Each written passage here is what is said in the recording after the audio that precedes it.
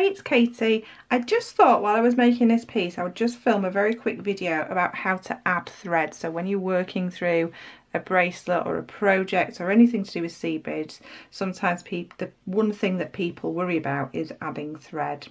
So I'm just halfway through a row of herringbone on this piece, and I've got about 6-7 inches left of this thread, so I need to add a new thread. So what I do is I take a nice long length of my next thread, add my needle and pop that in the mat there, and then I'm going to just move these out of the way. I'm going to find the end of my new piece of thread, and what I want to do is make a slip knot. So I do that by taking a couple of inches in between my fingers. I'm leaving a nice tail there. So taking that couple of inches and then kind of folding them over each other to make a loop. So this one's on top, and then I'm going to take the length, so the side that's got the longest length on, the one that you're going to be working with, I take that around the back and pull that up through that loop. So it's just making a slip knot. So I'll just do that once more.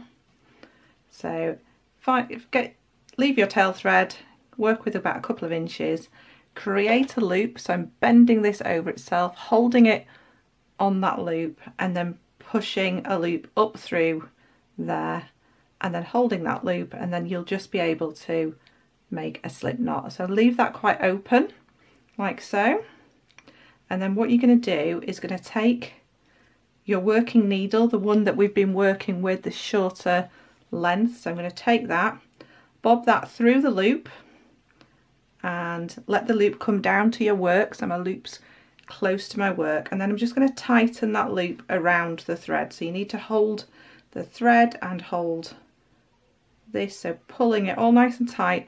So that slip knot is now very, very tight on here. And then I'm just going to move the one with the needle, the short one with the needle, and the short tail length that we left to one side. I'm just going to hold them to one side, and I'm just going to pick up my needle that I've just threaded and start beading again. So it's just as easy as that. So I'm going to pick up my next beads, go through the next one, and we're just going to ignore those tails just for a little while until we've beaded a little way in. So continue on, and what you're going to do is once you've got a couple of rows in and you've got everything sat in nicely on your next rows, then you're just going to work with those tails, so with the one with the needle first, and work them through your design. So it's as easy as that. So we don't have to sort of spend lots of time sort of weaving through the design, then kind of joining up and meeting. We can just go with adding that slip knot, because that's going to create a knot there for you as well, and then working our way away from it using our working thread. And then once I've only just finished that row there, but I'd build up another 2 or 3 rows, and then just using this needle, I would take this needle back through, making sure you follow your thread path. So take it back through as far as you can, and then pop a needle on this one, the tail of your new thread, and do the same with that, and that will be totally secure, super secure, and ready to go. And you won't actually be able to see your knot, that little slip knot in there. It will just disappear. So there we go. That's how I have thread. There's lots and lots of different ways. I'm sure people have thread other ways, but that is the simplest way that I have found to add thread.